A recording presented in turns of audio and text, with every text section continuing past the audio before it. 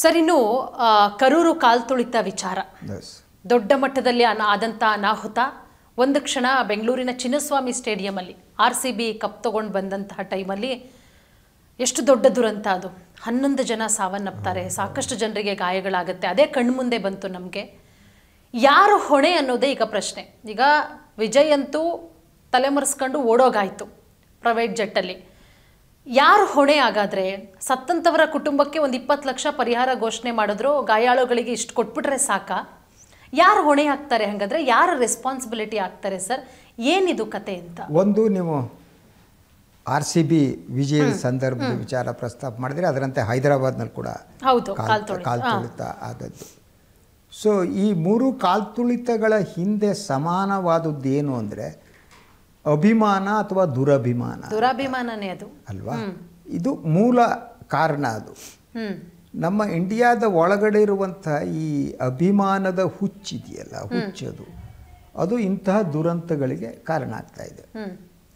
ನೀವು ತಮಿಳ್ನಾಡಿಗೆ ಬಂದರೆ, ತಮಿಳ್ನಾಡು ಸಂಪೂರ್ಣವಾಗಿ ಚಿತ್ರನಟರ ಅಭಿಮಾನದ ಮೇಲೇ ಇದ್ದಂಥದ್ದು. ಅಲ್ಲಿ ರಾಜಕಾರಣ ಮತ್ತು ಚಿತ್ರರಂಗ ಎರಡು ಒಂದು ಇಂಟರ್ ರಿಲೇಟೆಡ್ ಅಂತ ಆ ರೀತಿ ಒಂದು ಹುಚ್ಚು ಅಭಿಮಾನ ಇದೆ. ಅದು ಆ ಲೆಕ್ಕದಲ್ಲಿ ಕರ್ನಾಟಕದಲ್ಲಿ ಕಡಿಮೆ. ಅದು ಆಂಧ್ರ ಮತ್ತು ತಮಿಳುನಾಡಿನಲ್ಲಿ ಅದೇ ಇರುವಂತಹದ್ದು. ಅದು ಸಿನಿಮಾ ನಟರು ಅಂತ ಹೇಳಿದ್ರೆ ಪೂಜಿಸ್ತಾರೆ. ನಮ್ಮಲ್ಲಿ ಸಿನಿಮಾ ನಟರು ಎಲೆಕ್ಷನ್ ನಿಂತ್ಕೊಂಡ್ರೆ ಅವರು ವಿನ್ ಆಗಿರುವಂತ ಉದಾಹರಣೆ ಬಹಳ ಕಡಿಮೆ. ಅಂಬರೀಶ್ ಅವರು ಅಂತವ್ರು ಬಿಟ್ರೆ ಯಾರು ಇಲ್ಲ. ಅಲ್ಲಿ ಹಾಗಲ್ಲ. ಹೌದು. ಒಂದು ಮತ್ತೆ ವಿಜಯ್ ಅಲ್ಲಿ ಸೂಪರ್ ಸ್ಟಾರ್ ಅನ್ನೋದ್ರಲ್ಲ ಅನುಮಾನ ಇಲ್ಲ. ಸೂಪರ್ ಸ್ಟಾರ್ ಒಂದು ಸಿನಿಮಾಗೆ ರಾಜಕೀಯ ಪಕ್ಷ ಮಾಡಿದ್ದಾರೆ. ಅಲ್ಲಿ ಯೂಶುವಲಿ ಅದಾಗುವಂಥದ್ದು. ಒಂದು ಸಿನಿಮಾಗೆ 200 ಕೋಟಿ. ಅವನು ಡೀಸೆಂಟ್ ಆ್ಯಕ್ಟ್ ಕೂಡ, ಐ ಹ್ಯಾವ್ ನೋ ಇಶ್ಯೂ. ನಾನು ಅವ್ನ ಸಿನಿಮಾಗಳನ್ನು ನೋಡಿ. ಆದರೆ ಈ ಅಭಿಮಾನದ ಹುಚ್ಚು ಅನ್ನೋದಿದೆಯಲ್ಲ, ಇದರ ಜವಾಬ್ದಾರಿಯನ್ನು ಅಂತ ನಟರೆ ತಗೋಬೇಕಾಗತ್ತೆ. ಅವನು ಈ ಕರೂರಿನಲ್ಲಿ ಏನು ಒಂದು ಫಂಕ್ಷನ್ ಮಾಡ್ತಾನೆ, ಅಟ್ಲೀಸ್ಟ್ ಈಗ ಅವ್ರು ಎಕ್ಸ್ಪೆಕ್ಟ್ ಮಾಡಿದ್ದು 10,000 ಅಂತ ಎಕ್ಸ್ಪೆಕ್ಟ್ ಮಾಡಿದ್ರಂತೆ, 20,000 ಬಂದುಬಿಟ್ರಂತೆ, 1 ಲಕ್ಷ ಬಂದ್ರಂತೆ. ಎಷ್ಟು ಬಂದ್ರೆ ಜನ 500 ಜನ ಅಂತೆ ಸರ್. ಭದ್ರತೆ ಪೊಲೀಸ್. ಅಲ್ಲಿ ಒಂದು ಪೊಲೀಸರ ವೈಫಲ್ಯ ಇದೆ. ಅದ್ರ ಜೊತೆಗೆ ಜವಾಬ್ದಾರಿ ಯಾರು ತಗೋಬೇಕು? ಅವ್ನು ಪರ್ಮಿಷನ್ ತಗೊಂಡಿದ್ದಾನೆ, ಫೈನ್ ಪೊಲೀಸ್ ಕಳಿಸಿದ್ರು. ಇದನ್ನು ನಾವು ನೋಡಬೇಕಾದ ರೀತಿ ಯಾವುದು ಅಂತ. ಈಗ ಬೆಂಗಳೂರಿನಲ್ಲಿ RCBದಾಯಿತು. ಈ RCB ಆದಂಥ ಸಂದರ್ಭದಲ್ಲಿ ಅಲ್ಲಿ ಸರ್ಕಾರದ ವೈಫಲ್ಯ ಕೂಡ ಇತ್ತು. ಆದರೆ ಇನ್ಯಾರ್ದೋ ತಲೆ ಕಟ್ಟಲಾಯ್ತು. ಅದು ಮ್ಯಾನೇಜ್ಮೆಂಟ್. ಒಂದು RCB ಸಮಸ್ಯೆ ಇದ್ದೇ ಇದೆ. ಆದರೆ ಅವ್ರಿಗೆ ಅವಕಾಶ ಕೊಟ್ಟವ್ರು ಯಾರು? ಹೌದು. ನೀವು ಕಪ್ ಗೆದ್ದ ತಕ್ಷಣ ಬಂದ್ಬಿಟ್ಟು ಅಲ್ಲಿ ಬಂದು ಯಾರು ಅದ್ರ ಜವಾಬ್ದಾರಿ ಕೊಟ್ಟರು? ಹೋಗ್ಬಿಟ್ಟು ಉಪಮುಖ್ಯಮಂತ್ರಿಗಳಲ್ಲಿ ಹೋಗಿ ನಿಂತ್ಕೊಂಡ್ರು, ಮುಖ್ಯಮಂತ್ರಿಗಳು ಬಂದರು, ಅವ್ರ ಫ್ಯಾಮಿಲಿಯವರು, ಮುಖ್ಯಮಂತ್ರಿಗಳ ಮೊಮ್ಮಗ ಬಂದ, ಹೊಸ ಅವನಿಗೆ ಅವ್ರ ಜೊತೆ ಅಲ್ಲೆಲ್ಲ ಇದನ್ನು ತಗೊಳ್ಳೋದು, ಅಲ್ಲಿ ಓಡಾಡೋದು. ಇವ್ರಿಗೆ ಸ್ವಂತ ಇದಕ್ಕಾಗಿ ಯಾವುದೇ ಜವಾಬ್ದಾರಿ ಹೊಣೆಗಾರಿಕೆ ಇಲ್ಲದೆ ಬಿಹೇವ್ ಮಾಡೋದು. ಹೈದರಾಬಾದ್ನಲ್ಲಿ ಆದದ್ದು ಕಾಲ್ತುಳಿತ ಅದೇ ರೀತಿಯದ್ದು. ಸೊ ಈ ಅಭಿಮಾನಿ ಕಲ್ಚರನ್ನು ನಿಯಂತ್ರಿಸುವುದು ಹೇಗೆ ಅನ್ನೋದು ಬಹಳ ಮುಖ್ಯವಾದ ಪ್ರಶ್ನೆ. ಇದು ಯಾವುದೇ ನಾಗರಿಕ ಸಮಾಜದಲ್ಲಿ ಈ ರೀತಿ ಹುಚ್ಚು ಅಭಿಮಾನಿಗಳು ಇರೋದೇ ಇಲ್ಲ. ಇಂಡಿಯಾದಲ್ಲಿ ಮಾತ್ರ ಇರೋದು. ನೀವು ವಿಶ್ವದಲ್ಲಿ ಯಾರು ಒಬ್ಬ ಸಿನಿಮಾ ನಟರನ್ನು ಈ ರೀತಿ ಪೂಜಿಸೋದು, ಒಬ್ಬ ರಾಜಕಾರಣಿಗಳನ್ನು ಈ ರೀತಿ ಪೂಜಿಸೋದು, ಅಭಿಮಾನಿ ಸಂಘಗಳನ್ನು ಕಟ್ಸ್ಕೊಳ್ಳೋದು, ಈ ಅಭಿಮಾನಿ ಸಂಘಗಳೇ ಒಂದು ದುಷ್ಟರ ಕೂಟ ಆಗೋದು, ಅವ್ರು ಹೆದರ್ಸೋದು, ಬೆದರಿಸೋದು, ಇನ್ನೊಂದು ಮಾಡೋದು. ಈ ಅಭಿಮಾನಿ ಸಂಘಗಳ ಕಲ್ಚರ್ ಏನಿದೆ ಇದು ಮೂಲ ಕಾರಣ. ಕರ್ನಾಟಕದಲ್ಲಿ ಮೊದಲು ರಾಜ್ಕುಮಾರ್ ಅಭಿಮಾನಿ ಸಂಘಗಳ ಮೇಲೆ ದೂರಿದ್ದು. ಪಾಪ ರಾಜ್ಕುಮಾರ್ಗೆ ಅದೆಲ್ಲ ಗೊತ್ತಾಗ್ತಿರಲಿಲ್ಲ ಬೇರೆ. ಅವರ ಕೆಲವು ಚಟುವಟಿಕೆಗಳ ದೂರಿದ್ದು. ಅದಾದಮೇಲೆ ವಿಷ್ಣುವರ್ಧನ್ ಅಭಿಮಾನಿಗಳ ಸಂಘ ಬಂತು. ಅವರವರ ಗಲಾಟೆಗಳ ನಡೆಯೋಕ್ಕೆ ಪ್ರಾರಂಭ ಆಯಿತು. ಅಂಬರೀಷ್ ಅಭಿಮಾನಿಗಳಿದ್ದರು, ಆದರೆ ಈ ರೀತಿಗೆ ಹೋಗಿಲ್ಲ. ನಂತರ ಲೇಟೆಸ್ಟಾಗಿ ಬಂದಿದ್ದು ದರ್ಶನ್ ಅಭಿಮಾನಿಗಳ ಸಂಘ. ದರ್ಶನ್ ಬಗ್ಗೆ ನೀವು ಮಾತನಾಡೋಕೆ ಹೋದ್ರೆ ಸಾಕು, ಹೊಡಿತೀವಿ, ಬಡಿತೀವಿ, ಕಡಿತೀವಿ ಅನ್ನೋದು. ಸೋಷಿಯಲ್ ಮೀಡಿಯಾದಲ್ಲಿ ಅವರೇ ಆಕ್ರಮಣ ಮಾಡಿ ನಿಯಂತ್ರಣ ತಗೊಳ್ಳೋದು. ಯಾರದು ಮಾತಾಡಿದ್ರೆ ದರ್ಶನ್ ಇಂಥ ಪರಿಸ್ಥಿತಿ ತಂದಿದ್ದು ಅಭಿಮಾನಿಗಳು ಅನ್ನೋ ಮಾತುಗಳು ಕೂಡ ಇದೆ. That is also correct. ಅವರ ಅಲ್ಲಿ ಇಡೀ ರೇಣುಗ ಅವನ ಇದು ಕೊಲೆಯಲ್ಲಿ ಇದ್ದವನೇ ಅವರ ಅಭಿಮಾನಿ ಸಂಘದವನಲ್ವಾ, ಚಿತ್ರದುರ್ಗದ ಅಧ್ಯಕ್ಷ. ಸೊ ಈ ಅಭಿಮಾನಿಗಳು ಏನಿದ್ದಾರೆ ಅವರು ಆ ಅಭಿಮಾನಿಗಳನ್ನು, ಅವರ ಗೌರವವನ್ನು ನಾಶಪಡಿಸೋದು ಮಾತ್ರ ಅಲ್ಲ, ಅವರು ಇಡೀ ಸಮಾಜದಲ್ಲಿ ಈ ನೈತಿಕತೆ ಇನ್ನೊಂದು ಯಾವುದೂ ಇಲ್ದಿದ್ದಂಗೆ ನೋಡ್ತಾರೆ, ದುಷ್ಟತನವನ್ನು ಸ್ಪ್ರೆಡ್ ಮಾಡ್ತಾ ಹೋಗ್ತಾರೆ. ಸೊ ಅದು ತಮಿಳ್ನಾಡಿನಲ್ಲಿ ಹಾಗೆ ನೋಡಿದ್ರು. ತಮಿಳ್ನಾಡಿನಲ್ಲಿ ಮೊದಲು MGR ಅಭಿಮಾನಿಗಳ ಸಂಘ ಇತ್ತು, NTR ಅಭಿಮಾನ ಸಂಘಗಳು ಇತ್ತು, ಜಯಲಲಿತಾ ಅಭಿಮಾನಿ ಸಂಘ ಇತ್ತು, ಅಂತಿತ್ತವ್ರು ಇರಲಿಲ್ಲ. ಸೊ ಈ ಅಭಿಮಾನಿಗಳಿಗೆ ಒಂದು ನೀತಿ ಸಂಹಿತೆ ಅನ್ನೋದಿರಬೇಕು. ಮತ್ತು ಅವರು ಕಾರ್ಯಕ್ರಮಗಳನ್ನು ಆಯೋಜಿಸುವ ಸಂದರ್ಭದಲ್ಲಿ ಕನಿಷ್ಠ ಹೊಣೆಗಾರಿಕೆ ಇರಬೇಕು. ಇಲ್ಲ ಟು ಫಿಕ್ಸ್ ದ ರೆಸ್ಪಾನ್ಸಿಬಿಲಿಟಿ. ಹೌದು. ಒಂದು ಎಲ್ಲರೂ ಪೊಲೀಸರು ಮಾಡೋಕ್ಕಾಗಲ್ಲ. ಏನು ಪೊಲೀಸರು ಕಾಯ್ತಾ ಕೂತ್ಕೊಳ್ಳೋಕ್ಕಾಗತ್ತೆ? ಆಗಲ್ಲ. ರಕ್ಷಣಾ ವ್ಯವಸ್ಥೆ ಮಾಡ್ಬೇಕಾ? ಎಗ್ರಿ ನುಗ್ಗಕ್ಕೆ ಶುರು ಮಾಡ್ತಾರೆ ಕಣ್ರಿ. ನಿಮ್ಗೆ ಗೊತ್ತಲ್ಲ ಅವರು ಅಭಿಮಾನಿಗಳು ಹೆಂಗಿರ್ತಾರೆ ಅಂದ್ರೆ ಮೈ ಮೇಲೆ ಏನೋ ಬಂದಿದೆ ನಮ್ಮಲ್ಲಿ ದೆವ್ವಭೂತ ಬಂದಂಗೆ ಫೋಟೋ ತಗೋಬೇಕು, ಪೊಲೀಸ್ ಬ್ಯಾರಿಕೇಡ್ ಹಾಕಿದ್ರೆ ಕಿತ್ತಾಕೋದು, ಕುಣಿದಾಡೋದು, ಇಂಥ ಕೆಲಸಗಳನ್ನು ಮಾಡ್ತಾರೆ. ಅದರಿಂದ ಅವ್ರನ್ನ ಅಭಿಮಾನಿಗಳನ್ನು ನಿಯಂತ್ರಿಸುವ ಸಂಪೂರ್ಣ ಜವಾಬ್ದಾರಿ ಆ ಯಾರು ನಾಯಕ ನಟನೋ ರಾಜಕಾರಣಿನೋ ಅವ್ರದ್ದೇ ಆಗಿರಬೇಕು ಅಂತ. ಅದಕ್ಕೊಂದು ಬೇಕಾದ್ರೆ ಕಾನೂನಾರು ಮಾಡಲಿ. They should take the responsibility. ನಿಮಗೆ ಅಭಿಮಾನಿಗಳು ಬೇಕೋ, ಅವ್ರ ಪ್ರೀತಿ ಬೇಕೋ, ಅವ್ರ ಬೆಂಬಲ ಬೇಕೋ, ಅವ್ರು ನೀವು ಸೈನ್ಯದಾಗಿ ಬಳಸ್ತೀರಿ, ಅಟ್ಯಾಕ್ ಮಾಡೋಕ್ಕೆ ಬಳಸ್ತೀರಿ. ಒಂದು ದೇಶ ಇನ್ನೊಂದು ದೇಶದ ಅಟ್ಯಾಕ್ ಮಾಡಿದಾಗ ಈ ಅಭಿಮಾನಿ ಸಂಘಗಳು ಇನ್ನೊಂದು ಕಡೆ ಅಟ್ಯಾಕ್ ಮಾಡಿದಾಗ ಜವಾಬ್ದಾರಿ ಯಾರದ್ದು? ಆರಾಮ ಓಡಾಕೊಂಡಿರ್ತಾರೆ ಅವರು. ಹೌದು. ಇನ್ನೇನು ಮಾಡಲ್ಲ. ಅದೇ ಇದ್ದಾಗ ವಿಜಯ್ ಹಾರಿಬಲ್ ಕಣ್ಣೀರು ಹಾಕ್ತಿದ್ದಾರೆ ಜನ. ಅವನೊಂದು ಸ್ಪೆಷಲ್ ಫ್ಲೈಟಲ್ಲಿ ಒಂಟೆ ಹೋದಾಗ 20 ಲಕ್ಷ ಸತ್ತವ್ರಿಗೆ. ಅದೇನು ದುಡ್ಡು ಕೊಟ್ಟು ಜೀವ ಬರುತ್ತಾ? 40 ಜನ ಸತ್ರ. ಅದಲ್ರಿ, ಆ ಪುಟ್ಟ ಮಕ್ಕಳನ್ನೆಲ್ಲ ಕರ್ಕೊಂಡು ಕಾಮನ್ ಸೆನ್ಸ್ ಕರ್ಕೊಂಡು ಹೋಗ್ಬೇಕು. ಪುಟ್ಟ ಮಕ್ಕಳನ್ನ ಕರ್ಕೊಂಡು ಅಲ್ಲಿ ಹೋಗ್ಬಿಟ್ಟು ಅವನ್ ನೋಡ್ಬಿಟ್ಟು ಅವ್ನು ನೋಡ್ದಿದ್ರಿ ಅಂತ. ಅಲ್ಲ, ದುರಂತ ಆದ್ಮೇಲೆ ಈಗ ಏನ್ ಗೊತ್ತಾ ಸರ್, ನೀವ್ ಹೇಳ್ದಾಗೆ ಈ ಅಭಿಮಾನಿಗಳು ಅಂತ ಕರ್ಸ್ಕೋತಾರಲ್ಲ ಅವ್ರದೇ ಫಸ್ಟ್ ತಪ್ಪಿರೋದು. ಯಾಕೆ ಚಿಕ್ಕ ಚಿಕ್ಕ ಮಕ್ಕಳುಗಳನ್ನ ಕರ್ಕೊಂಡು ಹೋಗ್ಬೇಕು? ಪುಟ್ಟ ಮಕ್ಕಳು ನೋಡ್ಬಿಟ್ರಿ ಏನಾಗುತ್ತೆ ನೋಡಿ. ವೈಯಕ್ತಿಕ ಬದುಕು ಬೇರೆ, ಸಿನಿಮಾ ಬೇರೆ ಕಣಮ್ಮ. ಹೌದು. ಅವ್ರು ಸಿನಿಮಾದಲ್ಲಿ ಯಾವನ ನಟಿಸ್ತಾನೆ ಅವನು ವೈಯಕ್ತಿಕವಾಗಿ ಹಂಗಿರಲ್ಲ. ಸಿನಿಮಾದಲ್ಲಿ ನಡೆಸುವ ತಮಿಳ್ನಾಡಲ್ಲಂತೂ ಅದು ಅತಿರೇಕ. ಸಿನಿಮಾದಲ್ಲಿ ನಡೆಸುವನು ಫೈಟ್ ಮಾಡ್ಬಿಟ್ಟು ಒಂದೇ ಟೈಮಿಗೆ 50 ಜನರು ಹೊಡೆದಾಕ್ತಾನೆ. ನಿಜ ಜೀವನದಲ್ಲಿ ಹೊಡೆದಾಕಕ್ಕಾಗತ್ತಾ? ಹಾಗಲ್ಲ. ಅದು ಗೊತ್ತಿರಬೇಕು. ಅವನು ನೀವು ಅಂದರೆ ಹೀರೋಯಿಸಮ್ ಅನ್ನೋದೇನಿದೆ ಅದು ಈ ಇಂಡಿಯಾದಲ್ಲಿ ಅಪಾಯಕಾರಿಯಾಗಿ ಬೆಳೆದ್ಬಿಟ್ಟಿದೆ. ಖಂಡಿತ. ವ್ಯಕ್ತಿ ಪೂಜೆ ಅಂತ, ಅದು ಮೂಲ ವ್ಯಕ್ತಿ ಪೂಜೆ. ನಾವು ಪೂಜೆ ಮಾಡೋದಕ್ಕೆ ಏನಾದ್ರು ಬೇಕು, ದೇವರಾರು ಬೇಕು, ದೆವ್ವಾದರೂ ಬೇಕು, ಭೂತ ಆದರೂ ಬೇಕು, ಗಣಗಳು ಏನಾದ್ರು ಬೇಕು, ನಮ್ಮ ಪೂಜೆ ಮಾಡೋ ಮನುಷ್ಯರು ಬೇಕು. ಸೊ ಇದು ಇಂಡಿಯಾದ ಜನರ ಮೂಲಭೂತ ಮನಸ್ಥಿತಿಯಾಗಿದೆ. ಹೌದು. ಆ ಕಾರಣಕ್ಕಾಗಿ ಯಾರು ಅವರಿಗೊಂದು ಅಹಂಕಾರವನ್ನು ಕೊಡ್ತಾ ಹೋಗುತ್ತೆ. ಈಗ ನೋಡಿ, ದರ್ಶನಕ್ಕೆ ಅಹಂಕಾರ ಬಂದಿದ್ದರೆ ಅದು ಅವರ ಅಭಿಮಾನಿಗಳಿಂದ ಅಲ್ವಾ? ಅದೇ ರೀತಿ ವಿಜಯ್ಗೆ ಈಗ ರಾಜಕೀಯವಾಗಿ ನಾ ಮಾಡ್ತೀನಿ, ಇನ್ನೇನೋ ಆಗ್ಬಿಡ್ತೀನಿ, ಮುಖ್ಯಮಂತ್ರಿ ಅನ್ನುವ ಅಹಂಕಾರ ಇದು ಬಂದಿದ್ದರೆ ಬಿಕಾಸ್ ಆಫ್ ದರ್ ಫ್ಯಾನ್ಸ್. ಹೌದು. ಸೊ ಆದ್ದರಿಂದ ನೀವು ಅಭಿಮಾನಿಗಳು ನಿಮಗೆ ಶಕ್ತಿಯನ್ನು ತುಂಬುತ್ತಾರೆ ಅಂತಾದರೆ ಅವರು ನಿಯಂತ್ರಿಸಬೇಕಾದ ಹೊಣೆಗಾರಿಕೆಯನ್ನು ತಗೋಬೇಕು ಅಲ್ವಾ? ಅದು ತಗೊಳ್ದಿತ್ತು. ಅದ್ರ ಜೊತೆಗೆ ಈಗ ಸತತವಾಗಿ ತಡವಾಗಿ ಬಂದಿದ್ದು ಕಾರಣ ಅಂತಲ್ಲ ಸರ್. ಸಂಜೆ ಬಂದಿದ್ದು 4 ಗಂಟೆಗೂ ಏನೋ ಬರ್ಬೇಕಾದ್ರು, ಅಲ್ಲ 12 ಗಂಟೆಗೋ ಏನೋ 7:15 ಬಂದಿದ್ದು. ಊಟ ಇಲ್ಲ.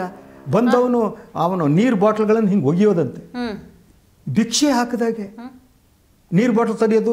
1000 ಜನ ಸೇರಿದ್ದಾರೆ, ತಗೊಳಯ್ಯ ನಾನೇನು ಭಿಕ್ಷೆ. ಈ ತರ ಘಟನೆಗಳಾದಾಗ ಜನ ಸ್ವಲ್ಪ ದಿನ ಎಚ್ಚರಿಕೋತಾರೆ, ಮತ್ತೆ ಅದೇ ಕಂಟಿನ್ಯೂ ಆಗುತ್ತೆ. ಅಂದರೆ ಅದು ನಾವೊಂದು ಕಡೆ ಈ ರೀತಿ ಈ ರಾಜಕಾರಣಿಗಳಲ್ಲಿ ದೇವರನ್ನ ಸೃಷ್ಟಿ ಮಾಡ್ತೀವಿ, ಸಿನಿಮಾದಲ್ಲಿ ದೇವರನ್ನ ಸೃಷ್ಟಿ ಮಾಡ್ತೀವಿ, ಸಿನಿಮಾ ನಟರಲ್ಲಿ ದೇವ್ರನ್ನ ಸೃಷ್ಟಿ ಮಾಡ್ತೀವಿ, ಕ್ರಿಕೆಟ್ಗಳಲ್ಲಿ ದೇವ್ರನ್ನ ಸೃಷ್ಟಿ ಮಾಡ್ತೀವಿ. ನಾವು ಹೇಳ್ತಾವೆ ಕ್ರಿಕೆಟ್ ದೇವರು ಅಂತೀವಿ, ನೀವು ರಾಜಕಾರಣಿ ದೇವರು ಅಂತೀವಿ, ಇನ್ಯಾವ ಸ್ವಾಮಿ ದೇವರು ಅಂತೀರಿ. ಈ ದೇವರನ್ನಾಗಿ ಮಾಡುವ ಪ್ರಕ್ರಿಯೆ ದೇಶದಲ್ಲಿದೆಯಲ್ಲ, ಅದು ಇದಕ್ಕೆಲ್ಲ ಕಾರಣ. ಅವರು ದೇವರು ಮತ್ತು ಇದ್ದ ತಕ್ಷಣ ಭಕ್ತರಿರ್ತಾರೆ. ನೀವು ಭಕ್ತರು ಅಂದ ತಕ್ಷಣ ಮೊದಲನೇದಾಗಿ ಅವರಿಗೆ ಬುದ್ಧಿ ತಲೆ ಇನ್ಯಾವುದೂ ಇರಲ್ಲ. ನಾನು ಭಕ್ತ ಮಾತ್ರ, ನನಗೆ ಪೂಜೆ ಮಾಡೋಕ್ಕೂ ಅವ್ನು ಪೂಜೆ ಮಾಡ್ತೀವಿ. ಅದು ಅವರಲ್ಲಿ ಒಳಗಡೆ ಕ್ರೌರ್ಯವನ್ನು ಕೂಡ ತರ್ತಾ ಹೋಗುತ್ತೆ, ಅಪಾಯಕಾರಿಯಾಗಿ ಬೆಳೆದ್ಬಿಡ್ತಾರೆ. ಅಭಿಮಾನ ಅನ್ನುವುದೇ ಅದು ಅಪಾಯಕಾರಿಯಾಗಿ ಒಬ್ಬ ಮನುಷ್ಯನ ಎಷ್ಟೋ ಜನ ಜೀವನ ಹಾಳು ಮಾಡ್ಕೊಂಡಿದ್ದಾರೆ. ಎಕ್ಸಾಂಪಲ್ ದರ್ಶನ್ ವಿಚಾರಕ್ಕೆ ತಗೊಳ್ಳಿ. ಯಾರೋ ದರ್ಶನ್ ಹೇಗೋ ಹೊರಗಡೆ ಬರ್ತಾರೆ ಸರ್, ಬೇರೆಯವ್ರು ಸಿಕ್ಕಾಕೊಂಡಿದ್ದಾರಲ್ಲ, ಅವ್ರ ಕುಟುಂಬಸ್ಥರ ಪರಿಸ್ಥಿತಿ ಅದಕ್ಕೆ ಅವರ ಜೊತೆಗೆ ಯಾರ್ಯಾರು ಆರೋಪಿತರಿದ್ದಾರೆ ಬಹಳಷ್ಟು ಜನ ದೇ ಆರ್ ಕಮಿಂಗ್ ಔಟ್ ಅಂತ ವರದಿಗಳು ಬರ್ತಾರೆ. ದರ್ಶನ್ ಸಾವಾಸ ಸಾಕು ಅನ್ನುವ ಸ್ಥಿತಿಗೆ ಬಂದಿದ್ದಾರಂತೆ, ಜೈಲಲ್ಲೇನೆ ಬೈದಾಡ್ಕೊಂತಿದಾರಂತೆ ಅಗ್ರಹಾರದಲ್ಲಿ. ಆ ಸಿಚುವೇಶನ್ ಯಾಕೆಂದ್ರೆ ಅವ್ರಿಗೆ ಗೊತ್ತಾಗ್ತಾ ಇದೆ. ಸೊ ಅದರಿಂದ ಮೊದಲನೇದಾಗಿ ಏನು ಗೊತ್ತಾ, ಈ ಅಭಿಮಾನಿ ಸಂಘಗಳು ಅದು ಇದೆಲ್ಲ ವಿಸರ್ಜಿಸಬೇಕು. ಹೌದು. ಈ ದೇಶದಲ್ಲಿ ಅಭಿಮಾನಿ ಸಂಘವನ್ನ ಕಟ್ಟುವುದಕ್ಕೆ ಯಾವ ರಾಜಕಾರಣಿಗಳು ಅಭಿಮಾನಿ, ಮೋದಿ ಅಭಿಮಾನಿ ಸಂಘ, ಯಾರು ರಾಹುಲ್ ಗಾಂಧಿ ಅಭಿಮಾನಿ ಸಂಘ, ಇನ್ನೊಬ್ಬ ಈ ಅಭಿಮಾನಿ ಸಂಘ ಅನ್ನುವುದು ಈ ದೇಶದಲ್ಲಿ ಬ್ಯಾನ್ ಆಗಬೇಕು. ಹೌದು. ಮೊದಲನೇದಾಗಿ ಆ ಅಭಿಮಾನವನ್ನು ಹತ್ತಿಕ್ಕೋದಕ್ಕೆ ಎಲ್ಲರೂ ಮಾಡಬೇಕು. ಅದು ಅಭಿಮಾನ, ಅದು ದಿಸ್ ಇಸ್ ದ ಥಿಂಗ್. ಅಮಾಯಕರು ಯಾರು, ಮುಗ್ಗದ ಜನ ಕಂಡ್ರಿ, ಯಾರ್ಯಾರು ಆ ಪುಟ್ಟ ಮಗು 5 ವರ್ಷ 6 ವರ್ಷ ಸತ್ತೋಯ್ತಲ್ಲ, ಜಗತ್ತನ್ನು ನೋಡೋದಕ್ಕಿಂತ ಮೊದಲು ಆ ಮಗು ಹೋಯ್ತಲ್ವ, ಯಾರು ರೆಸ್ಪಾನ್ಸಿಬಲ್ ಅದಕ್ಕೆ? ಒಂದು 4 ದಿವಸ ನೀವು 20 ಲಕ್ಷ ಕೊಟ್ಟರು, ಇನ್ನೊಂದು ಮಾಡಿದ್ರು, ಅವ್ರ ಫ್ಯಾಮಿಲಿಯವರು ಒಂದಿಷ್ಟು ದಿವಸ ಕಣ್ಣೀರು ಹಾಕ್ತಾರೆ, ಮುಗೀತಲ್ವ ಅಷ್ಟೇ. ಮತ್ತೆ ಸ್ವಲ್ಪ ದಿನ ಮತ್ತೆ ಹಿಂಗೇನೆ ವಿಜಯೋ ಮತ್ತೊಬ್ರು ಯಾರೋ ಒಬ್ರು ರ್ಯಾಲಿನೋ ಸಮಾವೇಶನೋ ಮಾಡ್ತಾರೆ, ಮತ್ತೆ ನುಗ್ತಾರೆ, ಜನ ಹಿಂಗೆ ನುಗ್ತಾರೆ. ಬ್ಯಾರಿಕೇಡ್ ತಳಿಲ್ಲ, ಪೊಲೀಸರ ಹತ್ರ ನಿಯಂತ್ರಿಸಕ್ಕೆ ಆಗಲ್ಲ. ಅವರು ಒಂಥರ ಗುಂಡು ಹೊಡಿಬೇಕು ಸರ್, ಅಷ್ಟೇನೆ ಪೊಲೀಸರು ಇನ್ನೇನ್ ಮಾಡಕ್ಕಾಗಲ್ಲ. ಅಲ್ಲಲ್ಲ, ಈ ಅಭಿಮಾನಿಗಳು ಬರ್ಬೇಕು, ಗುಂಡು ಹೊಡಿಬೇಕು ಅಥವಾ ಅವ್ರು ಗುಂಡು ಹಾಕೊಂಡೇ ಬಂದಿರ್ತಾರೆ. ಅಲ್ಲ, ನಿಯಂತ್ರಣ ಮಾಡ್ಬೇಕು ಅಂದ್ರೆ ಅದನ್ನು ಮಾಡಂಗಿಲ್ಲ. ಪೊಲೀಸರು ಲಾಠಿ ಚಾರ್ಜ್ ಮಾಡಿದ್ರೆ ಲಾಠಿ ಚಾರ್ಜ್ ಅಂತಾರೆ. ನೀವು ಅವ್ರಿಗೆ ಬ್ಯಾರಿಕೇಡ್ ಹಾಕಿದ್ರೆ ಬ್ಯಾರಿಕೇಡ್ ಕಿತ್ಬಿಡ್ತಾರೆ, ವೇದಿಕೆ ನುಗ್ಗುತ್ತಾರೆ. ಪೊಲೀಸರು ಮನುಷ್ಯರು, ಅವ್ರು ಏನ್ ಮಾಡಕ್ಕಾಗುತ್ತೆ? ನೀವು ಪೊಲೀಸರು ನಿಯಂತ್ರಣ ಮಾಡಲ್ಲ ಅಂತ ಬೈಕೊಂಡು ಹೋಗ್ಬೋದು. ಲಾಠಿ ಚಾರ್ಜ್ ಮಾಡಿದ್ರೆ ಪೊಲೀಸರಿಂದ ಹೌದು, ಲಾಠಿ ಚಾರ್ಜ್ ಮಾಡಂಗಿಲ್ಲ, ಅಶ್ರುವಾಯು ಪ್ರಯೋಗ ಮಾಡಂಗಿಲ್ಲ, ಏನ್ ಮಾಡಿದ್ರು ಪೊಲೀಸರು ಬೈತಾರೆ. ಇಲ್ಲ, ಅವ್ರು ಕೂತ್ಕೊಂಡಿರ್ತಾರೆ, ದಬ್ತಾರೆ, ಕೆಡಕ್ತಾರೆ, ಬಡಿತಾರೆ. ಜನ ಸಿ ದಟ್ ಆ ರೀತಿ ಹುಚ್ಚು ಇರುತ್ತೆ, ಹುಚ್ಚದು. ಅದು ಇಡೀ ಇಂಥ ಸಿಚುವೇಶನಿಗೆ ಕಾರಣ ಆಗುತ್ತೆ. ಅದಕ್ಕೆ ಯಾವ್ದಾದ್ರು ಸ್ಟ್ರಿಕ್ಟ್ ಆದ ಕಾನೂನು ಬೇಕು ಅಂತ ನನಗೆ ಅನಿಸುತ್ತೆ. ಮೊದಲು ಅಭಿಮಾನಿ ಸಂಘಗಳೆಲ್ಲ ಈಗ ಏನ್ ಕ್ರಮ ಆಗಬೇಕು ಸರ್? ಈಗ ಅಲ್ಲು ಅರ್ಜುನ್ ವಿಚಾರ ನಾವು ತಗೊಳ್ಳೋಣ. ಪುಷ್ಪ 2ನೋ ಏನೋ ಸಿನಿಮಾ ರಿಲೀಸ್ ಆದಂಥ ಟೈಮಲ್ಲಿ, ಸಿನಿಮಾ ನೋಡೋದಕ್ಕೆ ಬಂದಂಥ ಟೈಮಲ್ಲಿ ಕಾಲ್ ತುಳಿತ ವಿಚಾರದಲ್ಲಿ ಸಾವನ್ನಪ್ತಾರೆ ಇಬ್ಬರು. ಆ ಇಬ್ಬರು ಸಾವನ್ನಪ್ಪಾಗ ಕೇಸ್ ಆಗುತ್ತೆ, ಅದಾದ್ಮೇಲೆ ಜೈಲಲ್ಲಿ ಇರ್ತಾರೆ, ಬೇಲ್ ಆಗುತ್ತೆ, ಬಿಡಿ. ಈಗ ಜನ ಪ್ರಶ್ನೆ ಮಾಡ್ತಾ ಇರೋದು 2 ಸಾವಾಗಿದ್ದು ಆಯಿತು, ಈಗ 40 ಆಗಿದೆ. ವಿಜಯ್ ಮೇಲೆ ಏನು ಕ್ರಮ ತೆಗೆದುಕೊತೀರಾ ಹಾಗಾದ್ರೆ? ಇದು ಸಮಸ್ಯೆ ಗೊತ್ತಾ ನಿಮಗೆ? ಈ ಕಾಲ್ ತುಳಿತಕ್ಕಿಂತ ಮೊದಲು ಪ್ರಯಾಗ್ರಾಜ್ದಲ್ಲಿ ಏನು ಕಾಲ್ ತುಳಿತಾ ಇತ್ತಲ್ಲ, 50 ಜನ ಏನೋ, ಅದು ಯಾರು ಮಾಡಿಸಿದ್ದು? ಅದಕ್ಕೆ ಯಾರು ರೆಸ್ಪಾನ್ಸಿಬಲ್? ರಾಜಕಾರಣಿ, ಉತ್ತರ ಪ್ರದೇಶ ಸರ್ಕಾರ ಅಲ್ವಾ? ಸೊ ಅದನ್ನ ಎಲ್ಲರಿಗೂ ಅಲ್ಲಿ ಸತ್ತರೆ, ಈಗ ಒಂದಿದೆ, ಈ ಧರ್ಮಕ್ಕೆ ಸಂಬಂಧಪಟ್ಟರೆ ಅವರ ಸತ್ತರೆ ಅವ್ರಿಗೆ ಸ್ವರ್ಗ ಪ್ರಾಪ್ತಿ ಆಗುತ್ತೆ ಅಂತ ಒಂದು ಕ್ಲೇಮ್ಗಳು ಶುರು ಮಾಡ್ಕೊಂಡಿದ್ದಾರೆ. ಈ ಧರ್ಮಸ್ಥಳದ ಸತ್ತರೆ ಸ್ವರ್ಗ ಪ್ರಾಪ್ತಿ ಆಗುತ್ತೆ, ಪ್ರಯಾಗ್ರಾಜ್ದಲ್ಲಿ ಘಟಕ್ ಅಂದರೆ ಸ್ವರ್ಗ ಪ್ರಾಪ್ತಿ ಆಗುತ್ತೆ. ಆದ್ದರಿಂದ ಅಲ್ಲಿ ಸಾಯೋದಕ್ಕೂ ಕೂಡ ಯೋಗ ಬೇಕು, ಸಾಯ್ಬೇಕಲ್ಲಿ. ಎಲ್ಲ ಕ್ರಿಕೆಟ್ನವ್ರು ಕೇಳಿದರೆ ಕ್ರಿಕೆಟ್ ಅಭಿಮಾನಿಗಳಿಗೆ ಎದುರುಗಡೆ ಸತ್ತರೆ ಸ್ವರ್ಗ ಸಿಗುತ್ತೆ. ಇಂತಹ ಮೂರ್ಖರು, ಮೂಢರು, ಅಯೋಗ್ಯರು ತುಂಬಿದ ಸಮಾಜ ಇದು. ಇದನ್ನು ತಡೆಯದಿದ್ದಿಲ್ಲ. ಯಾರು ತಡಿಬೇಕು ಗೊತ್ತಿಲ್ಲ ನಮಗೆ. ಆ ದೇವರೇ ಏನಾರು ಇದ್ರೆ ತಡಿಬೇಕು. ರಾಜಕಾರಣಿಗಳು ಇದೇ ರೀತಿ ಕಾಲು ತುಳಿತಕ್ಕೆ ಕಾರಣ ಆಗ್ತಾ ಇದ್ದಾರೆ. ನಾನು ಪ್ರಯಾಗ್ರಾಜ್ ತಂದೆ. ಕ್ರಿಕೆಟ್ ಅಭಿಮಾನಿಗಳು, ಕ್ರಿಕೆಟ್ ಸ್ಟಾರ್ಗಳು, ಕ್ರಿಕೆಟ್ ದೇವರುಗಳು ಇಂತಹ ಕಾಲು ತುಳಿತ ಸಾವಕ್ಕೆ ಕಾರಣ ಆಗ್ತಾರೆ, ನೋಬಡಿ ಇದ್ದಾರೆ. ಸಿನಿಮಾದವರು ಇದೇ ರೀತಿ ಕಾರಣಕ್ಕಾಗ್ತಾರೆ, ನೋಬಡಿ ಇದ್ದಾರೆ. ಪೊಲಿಟಿಕಲ್ ರ್ಯಾಲಿಗಳು ನಡೀತವೆ, ಎಲ್ಲೆಲ್ಲಿ ಏನೇನೋ ಆಗ್ತವೆ, ನೋಬಡಿ ಕ್ಯಾರ್ಸ್. ಸೊ ಆದ್ದರಿಂದ ಇದನ್ನು ಇನ್ನು ವೈಡೇ ಪರ್ಸ್ಪೆಕ್ಟಿವ್ದಲ್ಲಿ ನೋಡಬೇಕಾದ ಅಗತ್ಯ ಇದೆ ಇದಕ್ಕೆ. ಅದಕ್ಕೆ what I believe, supreme court or somebody took it seriously. Suo motu ಆಗಿ ಅವರು ದೇ ಶುಡ್ ಟೇಕ್ ಇಟ್.